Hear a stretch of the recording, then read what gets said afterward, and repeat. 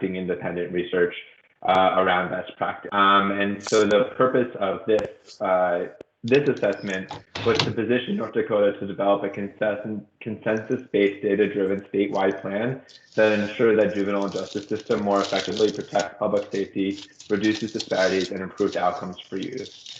So in order to go through that analysis, we reviewed and analyzed reports, including past annual reports, publicly available data, strategic plans, previous reform efforts, also did an analysis of Chapter 2720 and other relevant juvenile justice statute to identify potential areas for reform, and that's what we'll be focusing primarily on today. And then conducted focus groups to see how what was in code and what were in policies were playing out on the ground. So we worked with policymakers, CJS, juvenile court, judges, probation staff, referees, prosecutors, defenders, service providers, tribal representatives, pretty much anyone that we could get on the phone that came into contact with juvenile justice youth and were stakeholders in this process. We wanted to meet with and get their feedback on what was working, what wasn't, and how things were actually working on the ground. And then while this assessment didn't include a deep dive of the data and looking specifically at case level data analysis, we also looked at what North Dakota's capacity was to use available data to drive decision making, how that data was being utilized as part of the analysis. The framework through which the analysis was conducted was based off CSG conducted a meta-analysis of all the available research in the country around juvenile justice best practice, what states and jurisdictions were doing to improve outcomes, both reducing recidivism, improving public safety, shrinking the size of the juvenile justice system when appropriate, and found that there was 4 core guiding principles to an effective juvenile justice system. The first was that supervision, service, and resource allocations were decided with the support and use of validated risk and needs assessments. So the research clearly indicated that even experienced professionals struggled to identify risks and needs of youth in the juvenile justice system just without the support of a tool. It's because a lot of our decisions are driven by offense type as opposed to risk level, and we know that offense type is not actually a good predictor of risk level, as well as a variety of other different factors. But research has consistently found that utilizing a validated tool to support decision making ensures that youth are placed in the right level, type of supervision, and also receive the services that match their criminogenic needs. So we know that youth in the juvenile justice system have a variety of needs, but there are specific needs within that drove their criminogenic behavior that led them to being involved in the juvenile justice system, and that system should prioritize those needs first and foremost that created a risk to public safety, and that should really be what the juvenile justice systems are targeting. The second core principle is that states need to adopt and effectively implement programs and services demonstrated to reduce recidivism and improve other youth outcomes, and critically to use data to evaluate the results and direct system improvement. So continuously using data to make sure that the services that do exist are actually achieving the desired results, that the services that exist match what the identified needs of the population are. So just as an example, we often find that substance use issues or something along those lines is a really high need in states, but that only 20% of youth with identified substance use needs may actually receive substance use treatment. But then actually we did a study in Texas looking at this specifically, found that youth with identified substance use needs weren't always receiving services because those services were just given to anyone that had marijuana in their pocket, or just as a service to everyone who came into contact with the juvenile justice system. And so the services that did exist weren't being utilized and prioritized for the youth that had those needs that match. So really making sure that the services that do exist are matched and used appropriately. The third is that there needs to be a coordinated approach across service systems to address youth needs. So many youth that are in the juvenile justice system are engaged in multiple systems, and rather than relying on the youth and families to navigate those systems on their own, those systems should be coordinating work to ensure that they're not overburdening the family, creating contradictory messages, having 7 case managers and 15 meetings a week that make moving forward and actually fulfilling case plans difficult. And those case plans utilize the resources effectively and together, and so they're not duplicating efforts, and also build upon each other. And then the fourth core principle is really to make sure that everything involved in the juvenile justice system reflects the distinct developmental needs of adolescents. The research is really clear that youth and young adults are not just mini adults. There's key developmental differences in terms of the impact of peer influences, the impacts of long-term consequences on decision-making, that adolescents are sort of hardwired to be pressing boundaries a little bit. And so making sure that all of those things are considered in across service delivery and in all aspects of the juvenile justice system. So within those core principles as the guiding framework, in partnership with the SAG and the Commission, we had some key assessment findings. The first was that North Dakota lacked a statewide vision, purpose, instead of research-based principles to guide its juvenile justice system. That's not to say that individual parts of the system were not making efforts, whether that was individual state's attorney's offices or efforts within the courts or within DJS, but there was a lack of a coordinated statewide approach. And this was confounded by the challenges that we'll find in the 2720 that we'll talk about a little bit, where deprived, delinquent, and unruly youth are all grouped together within the same code, sometimes within different sentences. This creates confusion about what the role of the juvenile court was, with different parts of the system seeing different roles for the juvenile justice system, sending youth there for different reasons. That people thought as a service delivery system, not necessarily as a public safety issue. And so a lot of that intertwining and lack of confusion and lack of vision stems back to the 2720. We also found that North Dakota offered limited access to services without formal system involvement and has an over-reliance on residential services. And we recognize that service delivery is a challenge, and making sure that there are resources available is something that we want to talk about and make sure it's being addressed through implementation, but that a lack of services in the community is not a reason for juvenile justice involvement. We also found that North Dakota had limited capacity for evidence-based service delivery, quality assurance, and data-driven decisions. And this is important to note that when we say evidence-based services, it's not just talking about the MST or the FFT or the alphabet soup of national organizations, but that the services that are being provided have a clear purpose, a clear target population, a consistent service delivery process, that they're making sure that they're giving the right level of dosage to the right level of youth, that they're using validated tools to identify that youth are being matched appropriately, and that there is the quality assurance process and data process to make sure that that's all occurring. So North Dakota can create its own services to match its population as necessary, but it's really key that there is data being utilized to drive that decision making, and that currently that's not a consistent practice across the state. And that fourth, and this is going back to sort of the first point, that North Dakota's juvenile justice statute, and primarily 2720, is overly general, vague, and largely bereft of research-based principles and practices. So while individual parts of the system have continued to improve and update and be aligned with what research has shown to be most effective, the chapter itself has not been continuously updated or not seen an overhaul since I think the 1960s or early 70s, and that is not providing a strong foundation for a statewide reform effort. Based off these assessments, a number of key recommendations came out from the Commission. The first was to decriminalize unruly behaviors and develop pathways to services for those youth outside of the justice system in an effective way that meets their needs without the potential negative consequences of formal juvenile justice involvement. To establish more stringent criteria and research-based processes for system decisions. So we know that there is a detention screening tool, but really making sure that's consistently being done across all system decisions and that is being used appropriately and by trained staff. To build a more robust continuum of community-based services statewide.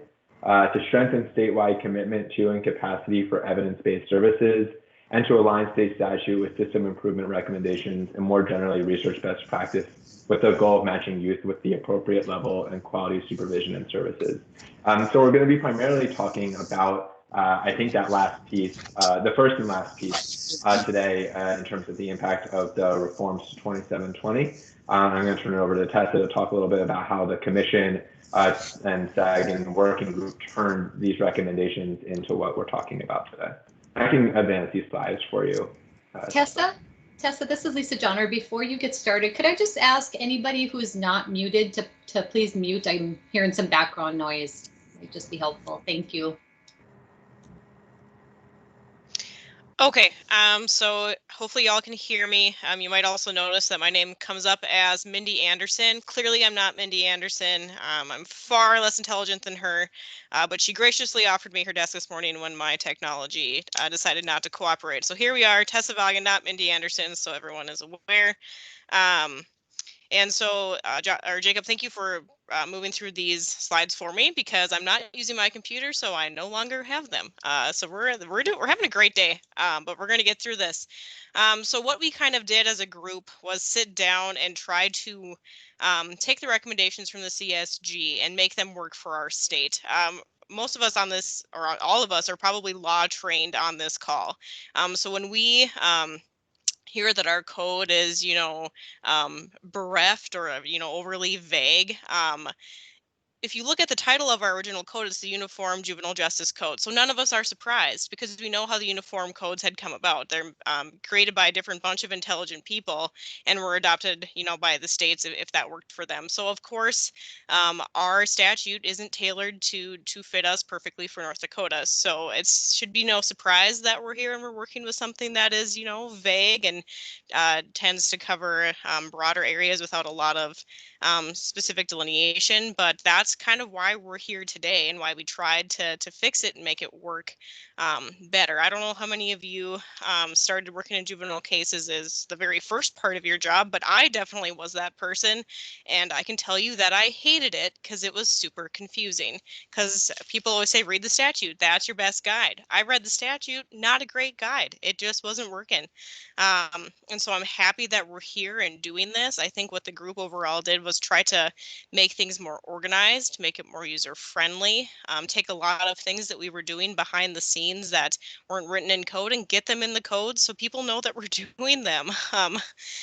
So that was the whole goal of this overall committee. You can see on this slide who was part of that committee to work intensively on drafting the language. We had met as an overall commission and gotten feedback from the group. And then we got down to trying to fix the language that was originally given to us. If your question starts off with, Tessa, have you actually read every word of this bill? Answer, yes. Spent an entire Sunday reading through the bill draft. So hopefully I should be able to anticipate a lot of your feedback, a lot of your questions, and kind of give you where we're going to go forward from this bill draft, where we've come from. So if we look kind of at the organization of the bill, you'll see that we took 2720 and completely put it into different chapters that will address more efficiently the different areas of juvenile law. So the first one's going to be guardianships. The second will be the Juvenile Court Act. Then we're going to have the Chins and Chips chapter. We're going to have juvenile delinquency, and then the Division of Juvenile Services. So essentially, again, just trying to be more user friendly. Because if you look at our old code, which again, I spent a lot of the morning re-reviewing, it's very general and doesn't specifically say what applies to what. You can kind of guess from the title, but it's just going to be more efficient for people to be able to say, today I'm dealing with our deprivation, and what we're now going to start referring to as our CHIPS cases. I can just refer to that statute as opposed to having to digging through all of the detention language and things that really don't apply to the deprivation statute. So that's the first big thing that this bill draft does, is it takes a lot of the overall general arching from the Juvenile Court Act and breaks it down into different chapters. Again, it's just more user friendly. And then there's a couple of slides here that'll list what specifically the bill does in each of those chapters. The biggest and best thing that this bill does is really, like I said, it reorganizes. I would kind of envision it as like a skeleton for juvenile court. And as this process progresses, we're going to start adding, muscles and ligaments and all of those things to help it be a more functional body. But what it really does well is it starts out as like a skeletal system that we can build on going forward. By and large, it just cleans up the statute and reorganizes it. There are some policy changes, and I'm going to highlight those for you because I know that's what everyone's here to learn about, is what's going to change. And I don't think it's a lot, but y'all might disagree with me, and that's perfectly okay.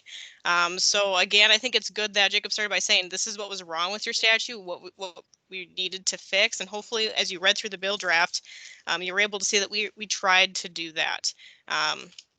And so I'll just kind of start going through the next couple of slides. I kind of ignored, no offense to the people who made it. But I really wanted to tailor it to what the state's attorneys would want to hear had changed. So starting off with the guardianship chapter, the state's attorneys, for me, we don't really do a lot with this, but I can tell you that what I reviewed from the guardianship statute in the new bill draft versus what was old, there's a lot of copy and pasting done from the old one. The big changes in it are the language changes. We're no longer going to refer to a child as deprived. Deprived children are now children in need of protection. And we're not going to refer to children as unruly anymore. Unruly children are now children in need of services. When we were talking amongst the commission, a lot of people said deprived just doesn't sound very good. And it's not good. The situation these children are living in is not great, but adding a more saddened term to describe it isn't going to help anybody. So children in need of protection and children in need of services, or CHIPS and CHINs, is going to be our new language moving forward. So that's the guardianship statute. Again, not a lot of big changes, just some language revision. Then turning to the Juvenile Court Act, which will now be codified at 2720.2. You'll see that there's a definition statute. There's actually a definition statute in each and every one of these chapters. Why? Because we wanted to make sure that we had definitions that were specific to those sections and so they could be easily accessed. So again, if you're wondering why are we repeating ourselves, the goal there was for easy access. Now, if it confuses things, definitely let us know. We want to know that. A lot of the sections in the Juvenile Court Act, again, were just moved to the general, to the overall statute. So if it isn't covered expressly by the CHINs statute or by the delinquency statute, you can refer to the overarching Juvenile Court Act statute, and hopefully you're going to find an answer there. You'll also notice that each chapter has the powers of the juvenile court director in it. Ms. Karen Kringley out of Cass worked diligently to work on each of those statutes. I didn't have any part in that because, frankly, I have an idea of what they do, but she has a much better idea of what they do and what they should have the power to do. But if that's your bread and butter and y'all really want to look through that, go for it. Otherwise, again, like I said, the Juvenile Court overall reaching act is just to be there as kind of like a catch-all and where people can refer to in general circumstances. One of the big changes that you're going to want to look at is 2720.212. That's the right to counsel. What this statute does is creates a right to counsel for all of these children and for their parents and the proceedings that we're used to seeing them, but frankly for the children.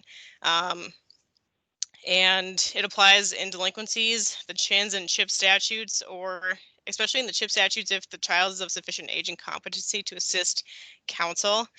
Where is the money coming from? Reimbursement of counsel must be paid except in cases of undue hardship, quote unquote. Did I try to have that clearly defined? I did. Was I successful? No. So the idea here is that we're going to have the court have hearings on these if the family is claiming that there's an undue hardship. So if that language bothers you, I completely understand it. But I think what they wanted to do is leave it more broad so that the courts could really take a delve into the facts and circumstances of the family. Also, at the end of that statute, again, it delineates when parents have the right to counsel as well. This really didn't broaden their rights too much, just made it more clear, you know, in at detention hearings, at the CHIPS and CHINs proceedings, especially when disposition is involved, the parents are going to have a right to counsel. So that is a big thing that changed in this redraft. So I just want to make sure that your attention was drawn to it. Feel free to read through it and give us feedback on that. You'll also see at 2720.215 that we now have a ICWA provision. We used to just have when should we apply active efforts? It's a very short statute. Now we have a very extensive statute addressing ICWA requirements. Again, the question was, why do we have this? Do we need this? The commission thought yes. And I think, again, it's for user friendliness as opposed to a big policy thing. My biggest thing was, does it conflict with the federal statute? Should we be worried about this? I was assured that ICWA representatives across the state were given this language and approved it and said it was sufficient. So hopefully that puts anyone's big unease with ICWA at rest, to the extent that anyone's words of condolence could do that. The other things that changed in that statute, there really weren't any. They're just copy and pasted again, just to have an overreaching general guide. So next we'll go to the chins and chips statute. That starts on page 57 of the bill draft. That's going to be the new chapter 2720.3. It has its own definitions section. It includes new definitions that are specific to these chins and chips children.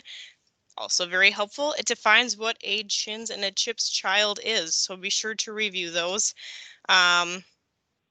You will notice that at 2720.305, it talks about chins, or what we previously referred to as unruly referrals. The human service zones are going to step up and take a lot of these kinds of children, except for minors in consumption and minors in possessions. So unruly kids we're not going to be seeing in the delinquency realm, which is new to us. But as Jacob had hinted at, we're trying to separate the kids who aren't outright delinquent children from the delinquent children, because they're not great influences on each other, as we might imagine. So that's a big change. That's the reason behind it. The other things that changed in the lines of the chins and chips section was, if you look at 2720.313, is that the state's attorneys are now required to prepare, file, and serve upon the parties these petitions. I know that this causes some heartburn because I've already received emails about it. Understandable. So here's kind of what the thought process that we went into in adopting this change. First, when we had went through the bill draft language, they were going to require us to create findings for the chins and chips cases and serve them on the parties. So essentially create a court order, and then serve the court order on these parents and children. And I said, we are not those people. We don't want those people to do that. I did notice in going through the bill draft this morning that language is still there. That's inadvertent, and that will be fixed. So I said, essentially, you don't want state's attorneys making findings. Like, we're in the middle of a really intense court proceeding. A lot of us give a lot of effort and energy and emotion into these proceedings. Our ability to listen to feedback and what the court is finding at the end of the hearing is probably not great after that exhausting proceeding is over. So I said the court really should be responsible for creating and serving its own documents. We don't want to be those people responsible for getting these documents to these parents and children. That's not great. So then it was requested, will the state's attorneys then prepare and serve their own documents? I think that makes sense. And why? Because I'm kind of a control freak, and I think a lot of people who went to law school kind of are type A personalities, and we like to be able to have some control over the process. In Burleigh County, how it happens now is I will type up my petitions, but two lovely individuals known as Terry and Tasha downstairs actually end up preparing them, filing, and serving them on these parents. If we were ever to get to an appeal and they're said, Ms. Wagner, what's the process for this? I could not tell them for sure because I have no control over Terry and Tasha. And so that's kind of concerning to me. Would these questions come up on appeal? Believe it or not, for all of the cases that I've had juvenile court come up on appeal, I get wild questions kind of like that. They take that as their opportunity to learn about the juvenile court process and is it working and would you recommend changes, which is bizarre and I understand, but that's kind of why this change had come about. So the court should be responsible for their own documents and filing and serving them, and we should be responsible for ours. And so again, and I know that it's a pain in the butt. I know that there's a difference between in Burleigh County, especially, there's a difference between delinquencies and how those documents get served on people and deprivations. And it's a real headache. But again, I guess for appeal purposes and for chain of custody reasons, to me, it makes more sense. But I'm more than happy to hear ways that we can fix this so that it works for everybody if it doesn't work for everybody. So moving on to the and we did the same thing for all of the petitions in all of these cases. So chins, chips, TPRs, and delinquencies, we would be responsible for filing and serving our own documents. Next, let's turn to 2720 or 20.328, the limitations of time on orders of dispo. A statute like this previously existed, but I think it's worth noting how many extensions we're limited to. So we all kind of know that we have that 12-month range to work with for an original custody order.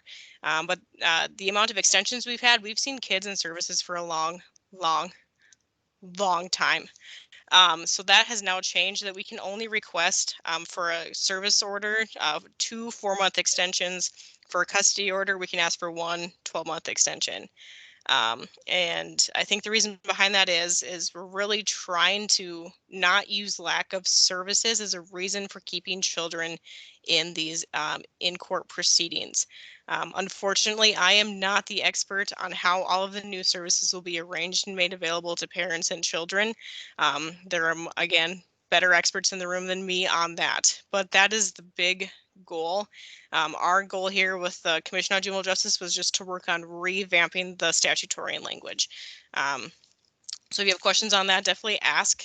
During this meeting, there are people who can point you in the right direction for how are these services going to come about. Is there work on these? The answer is yes. People are definitely working on this, but I am not in on those meetings. I've just been a part of a brief presentation from Pam Segnis with the Department of Health or Human Services. So again, there are people who can answer those questions. Unfortunately, it's not me. Then we turn to the delinquency chapter. That's going to be 2720.4. You will realize or notice there are a lot of new definitions, but basically what we did here is there were a lot of things that we were doing right in our delinquency presentation or delinquency proceedings, a lot, but they just weren't in the statute. They were happening behind the scenes. They were happening because our juvenile court officers had policy manuals and employee manuals that required them to do these things. It's good that it's happening, but people weren't knowing that it's happening based on looking at our statute.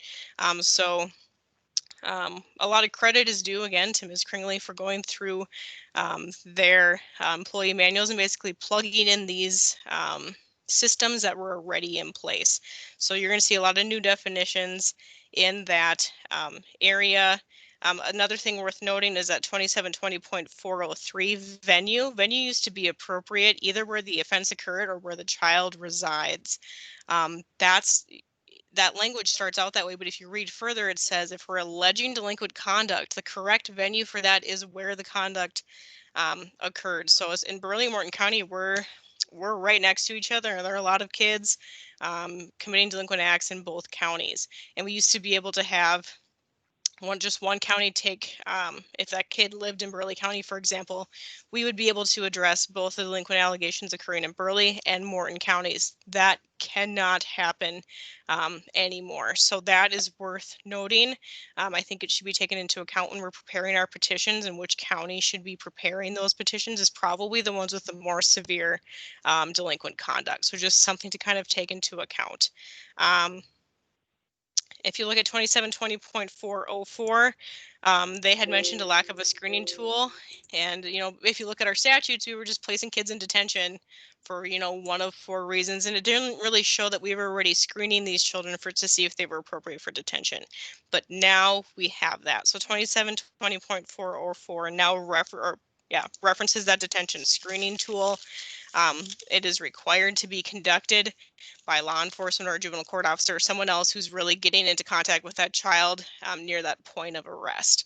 I think that's going to help us in arguing why kids should remain in detention when we get to the point of detention hearing. So it's another resource for us prosecutors. Make sure that you ask if it's not included in your original paperwork for that detention screening tool and what they had scored the child. It's worth noting that if the child doesn't necessarily meet the requirements of the screening tool, there is that that safety net, I guess, of an override. There's an override possibility. If that's used, though, that has to be written in writing as to why we are using that override function. So that's something that we were already kind of doing, but that's now codified in law. Another thing to look at in 2720.406, that addresses detention and non-secure care. Again, that requires the use of detention screening tool. But it also notes in there that lack of supervision alternatives is not sufficient.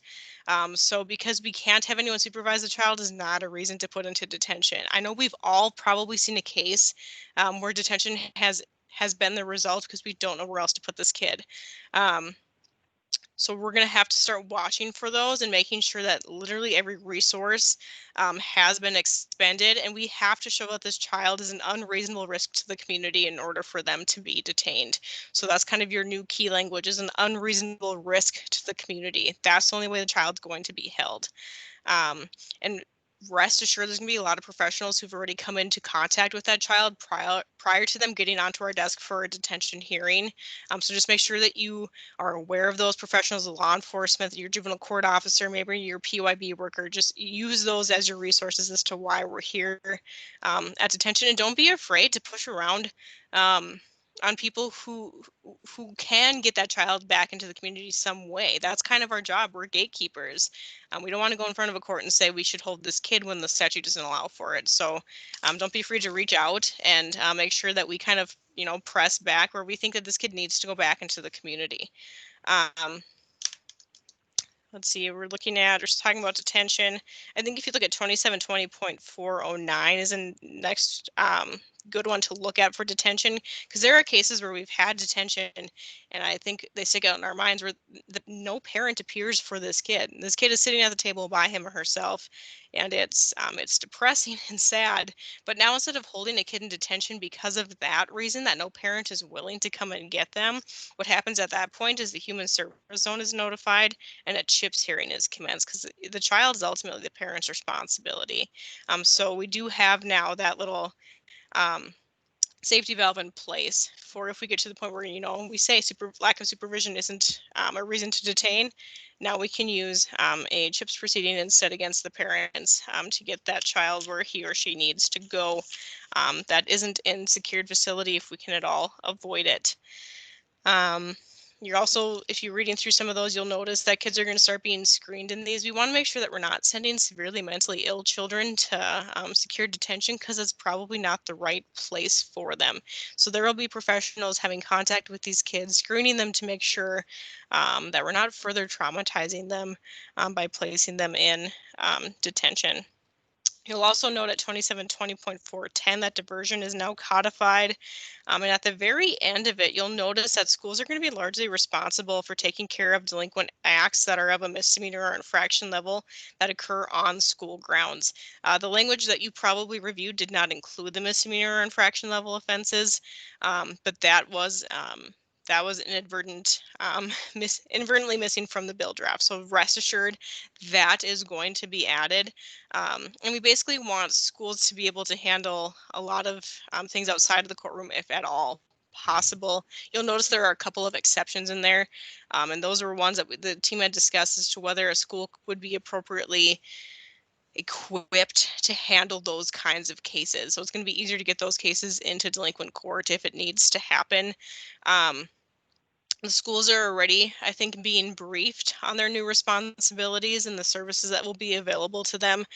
Because having a couple of educator friends, I was concerned about that. Are these schools going to be able to do this? The answer is hopefully yes. There will be new services, and again, they'll all be briefed on how to handle these cases.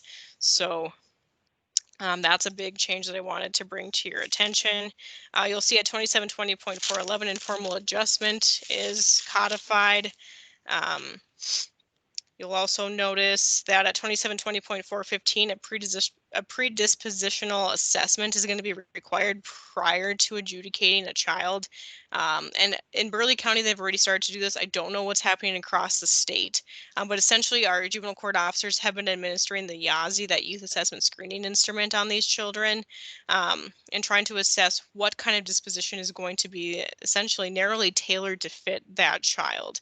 So those are now going to be required so that the court can make an informed decision in regards to disposition. I don't know, again, it's been a benefit in Burleigh County. The kid knows what we're asking for, and sometimes it'll help them feel more comfortable admitting to something that they had done. And looking at 2720.417, disposition of a delinquent child, that's again something that wasn't fully fleshed out in our previous statute, and it looks very different. You'll notice that we can't ask for DJS custody if we've already been asking for DJS custody if we've already exhausted all of our options. So that's a good thing. Now it's in code. We have to show that there's nothing else we can do. DJS is the only option available. That DJS recommendation has to be supported by a risk or needs assessment. The court, it says there may only commit a child for DJS for new delinquent offenses. But also, if you look down at the next paragraph, we can also use it for probation violations, but we have to be at a pretty bad spot in probation to ask for that. And it's really supposed to be we've exhausted everything, nothing else works. DJS is our only option. You'll also note that there are limitations on orders for disposition. Again, we're used to these, but just it's worth noting that we can originally ask for 12 months of an order and 1 month extension for one 12-month extension for DJS custody, so a total of 24 months.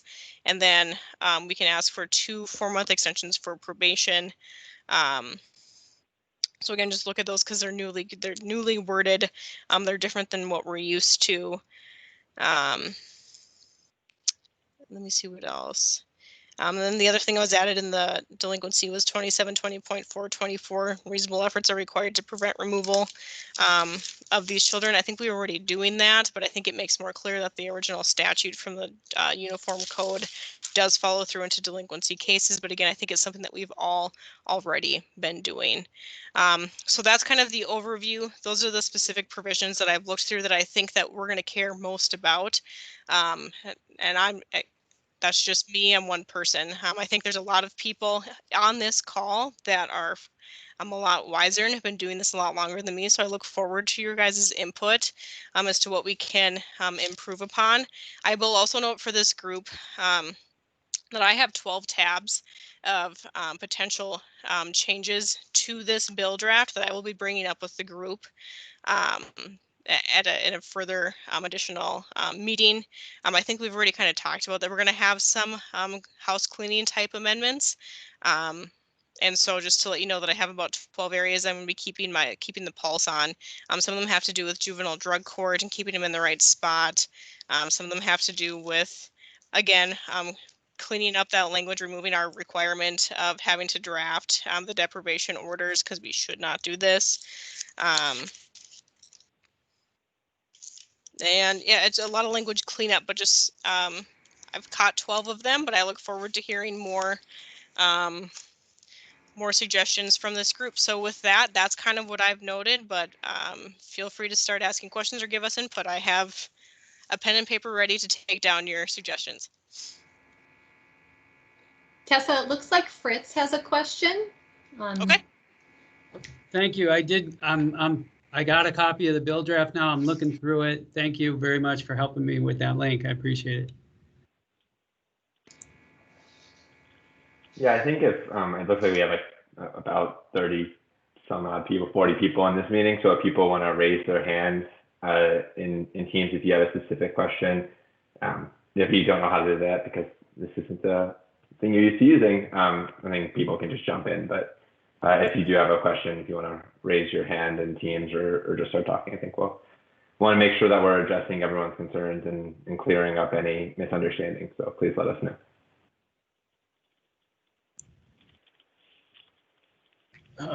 A question, and I beg your pardon, I got in on this late. I really am sorry. I recently had a situation where DJS had the child in custody. They wanted to take the child in detention. They removed the child from a PATH foster care home. and they filed an affidavit demanding a judicial review of the removal of the child from the PATH foster care home into detention. And I oppose that action on the basis that DJS already has custody and can make that decision without judicial review. The fundamental here is I got more than I can get done already. And I understand that some folks would like another review, but I can't support it. What's the reason, and I assume that's in here because a fellow with DJS said, we're going to draft a bill that requires this. And I said, well, let me know about that. And lo and behold, here we go. What's the reason for requesting that there be a judicial review? I don't know if I have that answer. I'm wondering if anyone on the line from either DJS or maybe even Karen can help with that, because I don't have the answer and I apologize. So I'll try to address. Yeah, why don't you take that, Lisa? Well, and Karen, and you can help me. I think what the person that you spoke to, Fritz, was referring to is that idea of removing the administrative authority from the Division of Juvenile Services to just place kids into a secure setting. I mean, that's a recommendation around best practice, but I also think that in the specific case that you're mentioning, that the people on the ground were misreading the existing order. So I don't want to conflate the two, but there is, we are concerned in the bill draft about that administrative authority that the Division of Juvenile Services has had to place kids at the Youth Correctional Center without a hearing. And we want to make sure that they get their due process. But I don't think that was the case in the specific order that you're mentioning. And I agree with you and with Ms. Kringley in your interpretation of that order. I hope that helps. It does. I'm not quite sure that this thing is put to bed. I don't want it to come back. So I'm not. What I'm hearing, and it's new, so I'm hesitating here, is that DJS wants to divest itself of a review ability. DJS, like its cousin there, NDDOCR, and has the ability right now to retake people into custody. I wonder if we're, and I should give a little more of that example, if NDDOCR puts an adult out of the prison on parole and that person allegedly violates their parole, they can be retaken into custody as an adult without a judicial review and put into prison again. I do believe they get an administrative review by an NDDOCR employee, but I'm certain they don't get a review by the judge. And I get that some people would like to give more process to folks, but unfortunately, the county isn't giving me any more people. I can't even fill the slots I have. I'm not the only one. Bismarck has had that problem. Morton's had that problem. Or I should say Ward, I beg your pardon, not Morton. So I'm on the line here to try and ensure I'm not getting more duties because my county's not giving me any more people. In fact, they can't even give me enough money to fill the slots I have. So in that particular instance, we had it in the order that DJS was the custodian. Right. If we have that in the future, after the administrative review authority is removed, is DJS going to say, well, sorry, I get that we're the custodian, but we don't have administrative review authority, so you have to have a judicial review to take this child that's in our custody into detention? No. Okay, cool. Thank you. Thanks, Lisa. I see Gabrielle. Yeah, I had, well, I've got all kinds of questions, actually. I've been doing juvenile for quite a while, and some of the things that Tessa was talking about, they are not even the same across the river. I don't know, like, we've always had to serve our own documents, so that's strange to me. You guys are a bigger office and have more available staff and so forth, but yet, you know, that's how it is.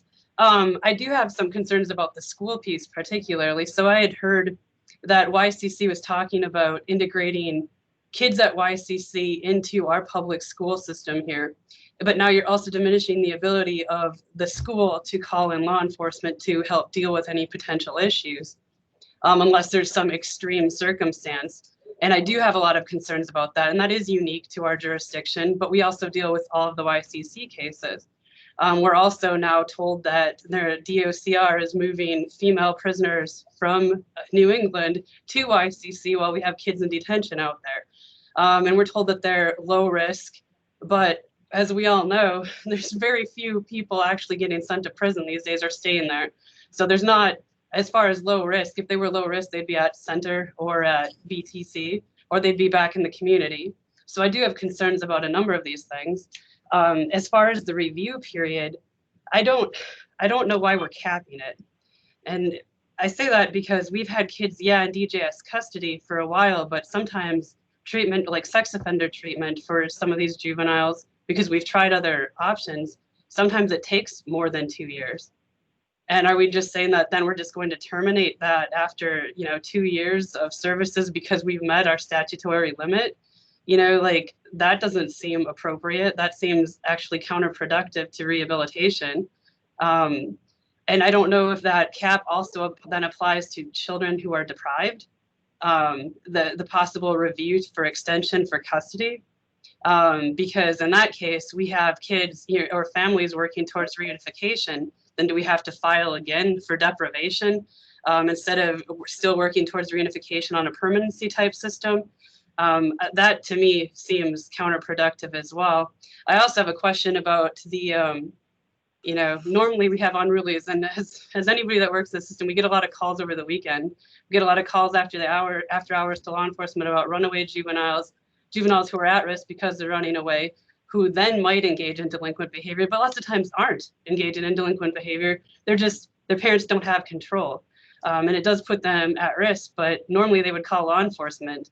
I don't know that saying, hey, we're going to refer you to social services or human service zone representatives sometime in the distant future, like it's not an immediate abuse case. They're not going to have to make contact with them within 24 hours. So I don't know how that's going to help, because then who deals with that juvenile in the moment? Who deals with the juvenile at the time that there's an actual issue with the family, a runaway issue or an ungovernable issue? So rather than citing a child with a delinquent offense like a disorderly conduct or a simple assault for an issue in the home, lots of times we are using that ungovernable or that unruly site right now. And then we are having that maybe where there's a placement that isn't a detention placement, but now you're saying, hey, our only other option is a detention placement or nothing. And I don't know how that would work.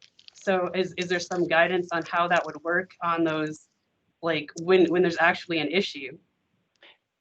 I don't know, Tessa, if you are okay with me trying to field a couple of those. So you go. Yep, you go. okay, those are a lot of questions. First of all, I agree with your concerns about GSI cases. Treatment typically on those cases does take longer, and that's why I worked hard to get that added sentence about if treatment needs are still high. So that's the unless, that's the exception. So I think we did build in a way to handle those cases where they still need ongoing residential treatment for those high risk cases. I think the group can talk about it again, but that was my understanding of what that sentence on page 99, like line 28, that was my hope for what that was. As far as like the unruly kids, the Department of Human Services is doing a rollout in December, which we're in December, of the statewide mobile crisis units, and they are supposed to respond 24/7, 7 days a week, all across the state when there are cases of like family dysfunction, runaway kids. So it's already starting in some parts of the state, but there's supposed to be a huge statewide PR campaign, and they'll be able to respond either telehealth or get in their car, go to the house, try to de-escalate the situation. So our hope is that families can access services without calling 911 and getting law enforcement involved. Naturally, on some of these scenes, law enforcement might need to respond to and see what's going on. Maybe an arrest is going to be made. Maybe a child protection services report is going to be made. Maybe the child's going to be taken into protective custody because they've run away. So I think there's still ways to respond, but correct me if I'm wrong, Jacob, but that's kind of the national movement, is to move away, from some of these family crises, instead of like creating an arrest to try to de-escalate and resolve. There will still be crimes committed. I think we will still have a domestic assault. We're still going to have a child in need of protection, but to try not to grab up this whole group of teenagers that are, maybe their parents are going through a divorce and they're struggling that given night, for example. So triaging those a little bit. But aren't you tying law enforcement's hands a little bit? Well, I think kids aren't usually, a lot of these kids for us are put into maybe a one-day placement, whether there's ever a need for a hearing or actually a site. Those are actually rare on the ungovernable side for us. The runaway, not so much, but we're seeing more and more of those. We did leave in attendant care. So attendant care is a possibility. So they could have a cooling off period.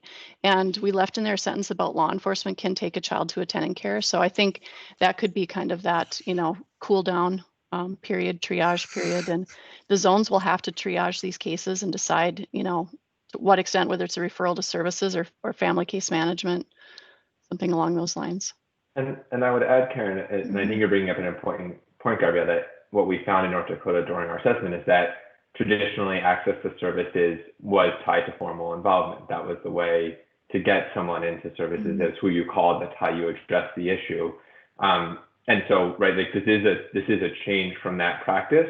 But what research and what other jurisdictions and other states have found is that that's not the most effective way to provide those services. So it's not limiting access to those services, it's changing the pathway and the way in which those services are provided in a way that doesn't bring someone formally into juvenile justice system involvement when they don't pose a threat to public safety, and making sure that that's prioritization of that. I do want to highlight two things. One is that there's going to be an implementation period on this bill. So these things aren't going to change, the day after the bill is passed. It'll be a process to make sure that some of these concerns and some of these processes are being talked about by stakeholders, that police understand what's available to them, that people know who to call, things of that nature are worked out to make sure that there isn't then that gap in services that exists, and make sure that people do have access to those services. But to just give you an example of why the research shows that this works is Florida instituted a civil citation program. And they're looking at a similar population, and they looked at for individuals who were available, or youth who were available for a civil citation, and provided that civil citation, referred to services. They have the juvenile assessment services, or JACs as they call them, in Florida, and no arrest was made. The recidivism rate within their system, it was 4%. For individuals who were eligible, but instead of making that civil citation or referral, a formal arrest was made. They were brought into the juvenile justice system, but then they were diverted to those services. The recidivism rate was 9%. So just that act of a formal arrest, a formal involvement, has an impact on recidivism. We also know, in terms of looking at collateral consequences, that while juvenile justice records are largely confidential and largely don't show up, questions on applications for employment or for schools around, have you ever been arrested? Those questions can have lifelong consequences on the ability to get access to jobs, access to services, access to the ability to join the military. All of those things are impacted by then having a formal arrest record, even if it's sealed or confidential. It can still come back up. At the top of this thing, Travis was talking about FBI records and background checks. Oftentimes things will be reported to the FBI and then show up improperly when they are supposed to be sealed or expunged when someone receives that FBI record. So all of those things, all of those potential long-term consequences that can come with formal arrest and formal involvement, they have an impact, and you don't see a commiserate benefit in public safety or in positive youth outcomes from that formal involvement. And so that's why there is that push, this movement in the research and what other jurisdictions are doing to say, how can we find different avenues to the services that these youth do need to be provided that doesn't involve that formal involvement? Because we do know that formal involvement in the juvenile justice system can have these negative consequences for low-risk youth without a commensurate benefit in public safety and with outcomes. And so we want to make sure we're getting to that point, but without the formal involvement. And so that's what this bill is working towards.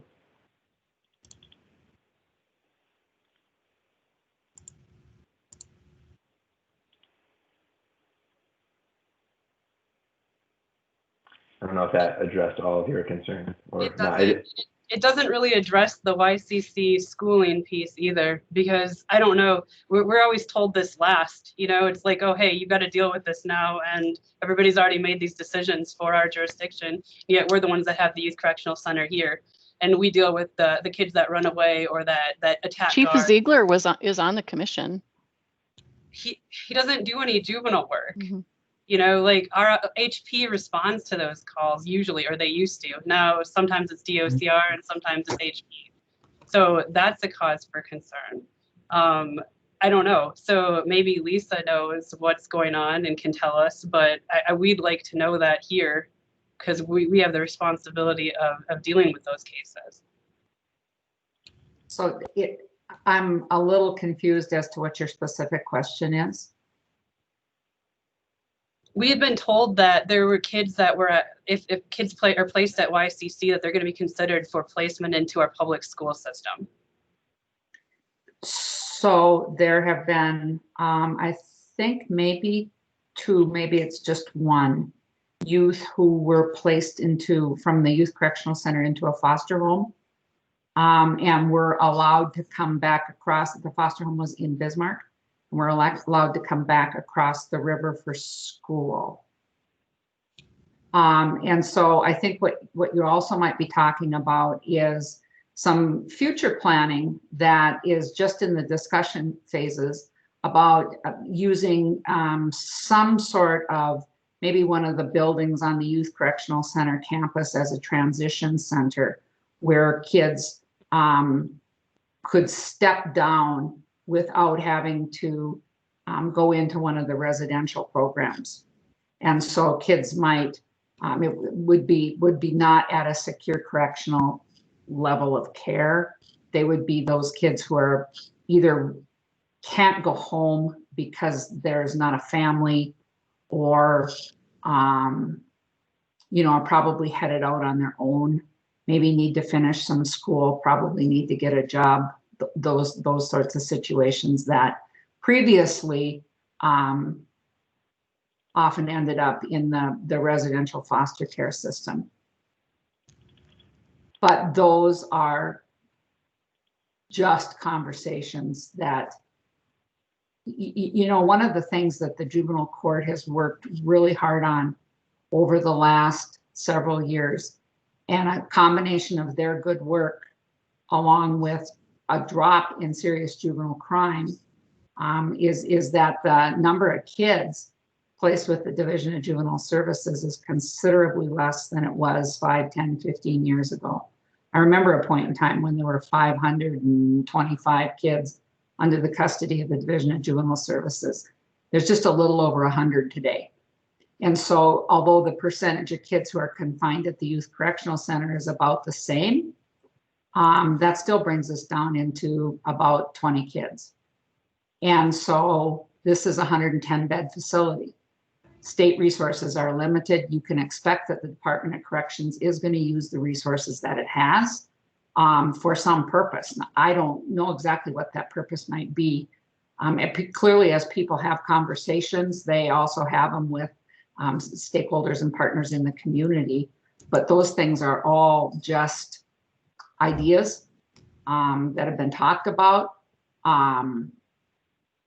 We were forwarded a series of emails this past week that actually says that female prisoners are going to be transported imminently to ICC.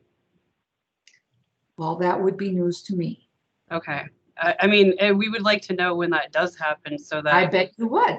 Yeah, exactly. I would as well, particularly if it's imminent. Okay.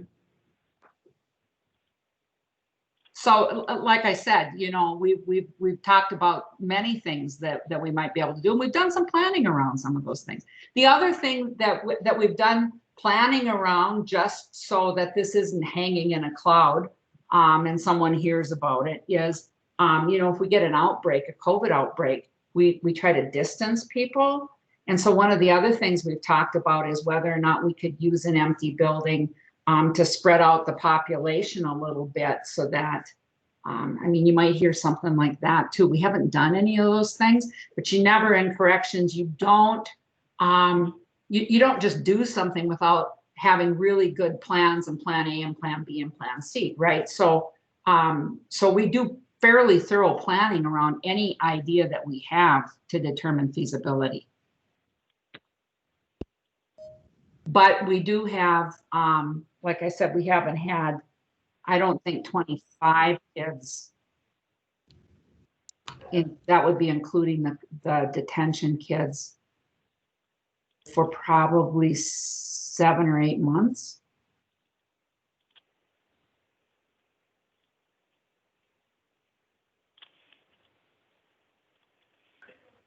I do think this is like an important conversation, obviously, making sure there's communication, but do want to make sure that other people have questions.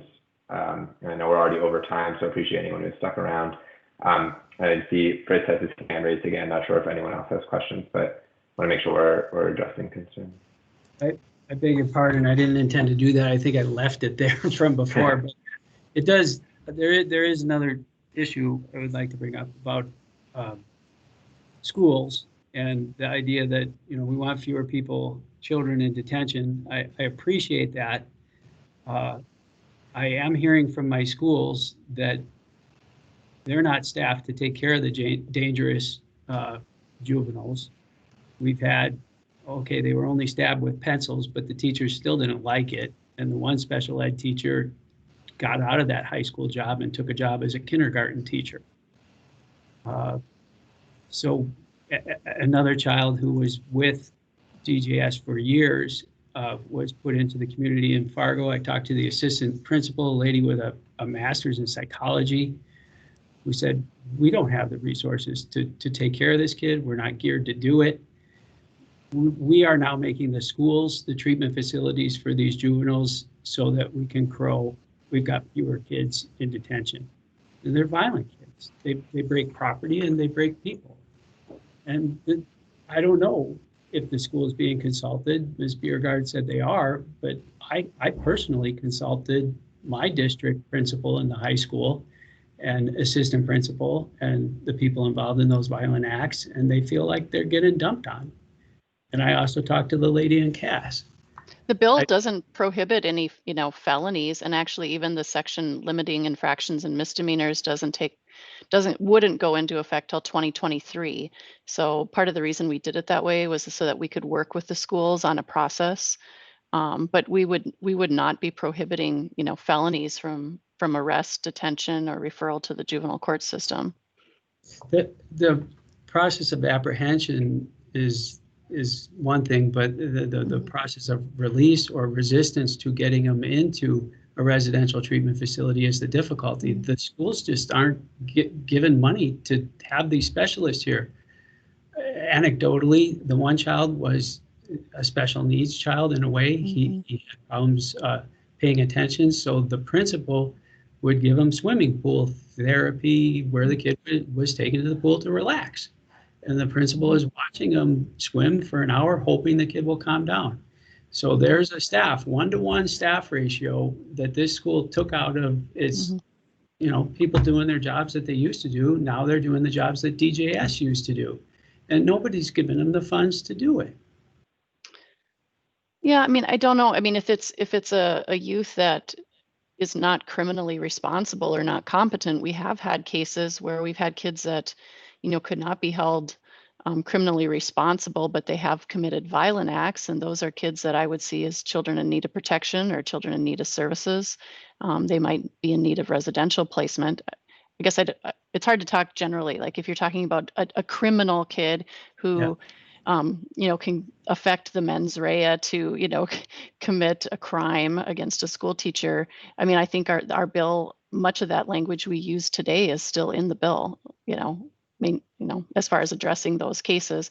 The courts have added Rule 11.1 to deal with some of those competency issues that we have had crop up with kids that are developmentally disabled or, but still acting out. So, but I'm just not sure. I hear what you're saying. I think there are a lot of challenges for schools and school teachers, but this bill itself has to do with kind of just restructuring and modernizing the language of Chapter 2720. It isn't Chapter 15. It doesn't deal with school resources or school funding. Okay, I So- appreciate what you're saying. I haven't gotten through the bill yet, 117 pages. I'm trying. Mhm. I just got the. Yeah, and I think it's important, as Ken mentioned, A, that there is the sunrise clause, so there's going to be a time to talk about this thing, but B, that this isn't dramatically changing access to services or resources. Karen has the exact numbers, but something over 80% of school-based referrals are being diverted, and it'd still be access to those same services and resources. And so what we're trying to do, and when I say we, I'm talking about North Dakota and the commission, Representative Colleen, the working group, not CSG, but just providing that support in terms of what other jurisdictions have done successfully, is find avenues to get those services and resources where they need to be in the most effective way, but that a difficulty providing those services is not a reason to put a youth into the juvenile justice system, and what that entails. And so finding the other avenues and pathways, whether it's through these human resource zones or behavioral health systems. And, at the beginning of the slide talked about cross-systems collaboration is what exists from the Department of Behavioral Health, what exists from child welfare surveying systems. What resources are in the community that maybe schools don't have access to or don't know about or aren't utilizing. If they do exist and can be talked about, then all of this is part of the conversation. But for a long time, both in North Dakota and just in the country nationally, oftentimes those questions were answered by juvenile justice involvement. And what we know from the research from the past 20 or 30 years is that that's not an effective answer to that question. And so this is working to find the most effective answer to that question of what to do, and make sure that that's what's being implemented in North Dakota. It's not trying to just put it all on the schools and say good luck. It's finding those avenues to services that result in the best possible outcomes, reduce recidivism, and through that way improve public safety and what schools are working with. I see we have a question from Mary. Yes, thank you.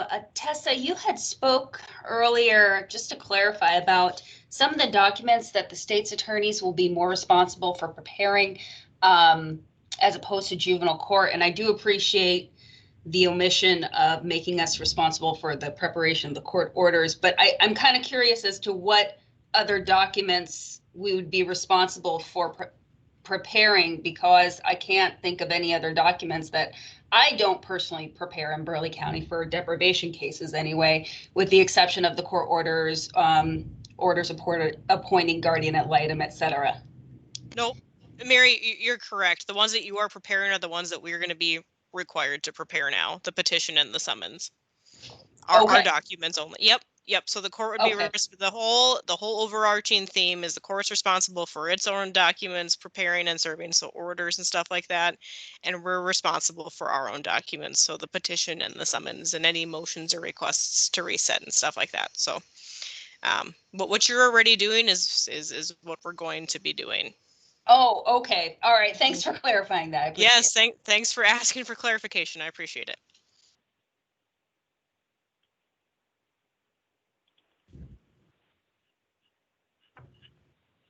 I see a question from Derek. Yeah, I just wanted to touch base on one thing that I heard, specifically regarding the detention aspect. So, I think the shift away from detention is overall good. And with the child in need of services and protection, I'm wondering how that works specifically when a juvenile, either parents don't show up, there's no place to go. We're shifting away from that option of, well, there's no place to put the child, so we can keep them in detention for a short period of time, to completely axing that and letting social services, I guess, take in and move forward with, I forget what the new thing is, previously like a deprivation.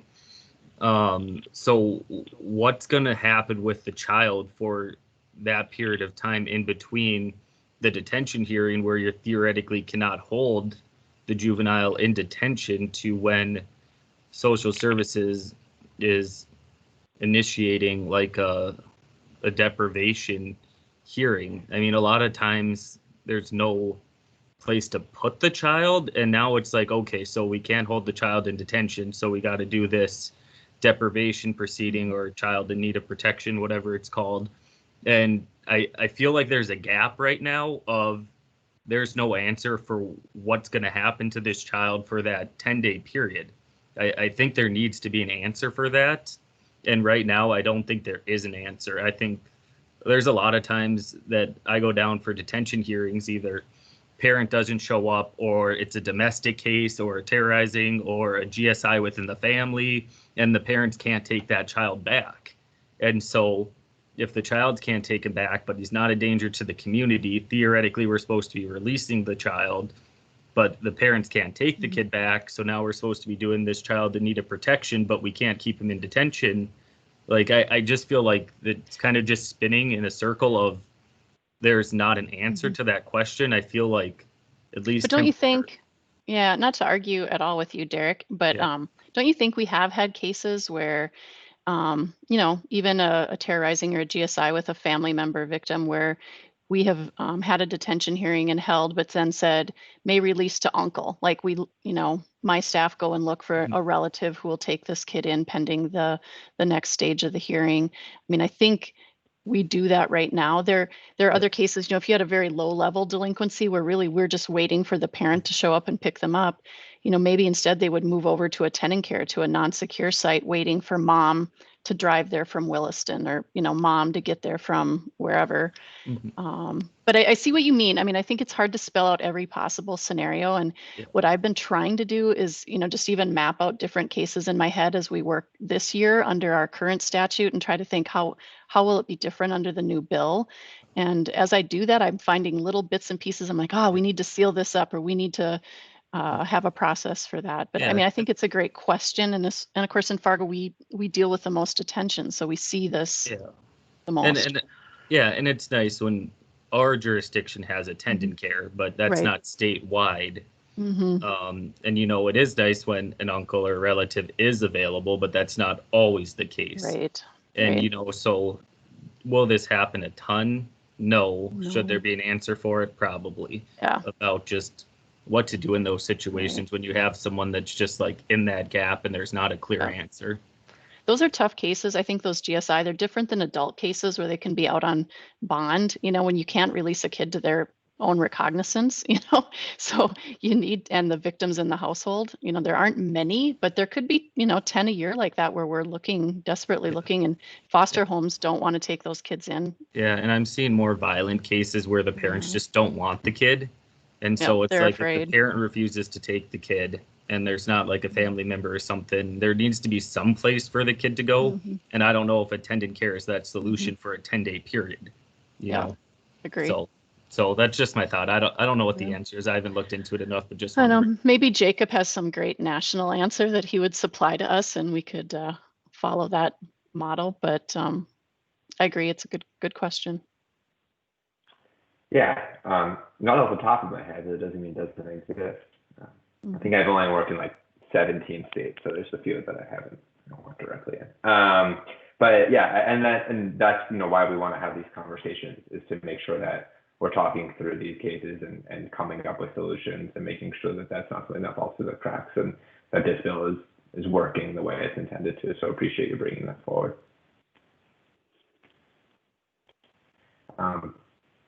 I know we're very much over time at this point, but want to give any last opportunities for questions. And I should mention, this is an ongoing process. We see you all as valuable partners in making sure that this is something that works effectively, is implemented effectively, if it is fortunate enough to pass. And so want to really make sure that this is something that's truly moving forward and improving outcomes and improving public safety. So if you have other questions or other concerns after this conversation, please reach out to Tessa, to Karen, to myself. We want to make sure we're answering those questions, that we're seeing those questions as they come up. That if you hear something about the bill that sounds wrong, to check in with us. We've already had a couple cases where people reported that the bill says something that it just objectively does not, and I want to make sure that we're answering those questions too. We do hope that you see us as partners moving forward, and that you feel free to reach out and have honest conversations and raise valid concerns to make sure that this is something that is supported and implemented effectively.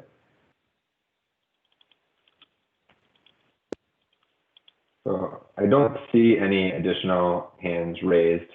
So I just wanted to thank everyone again for taking the time to speak with us today, for staying on long, for your open and honest feedback. Looking forward to continuing to work with you all as partners moving forward, and have a great rest of your day. Thank you.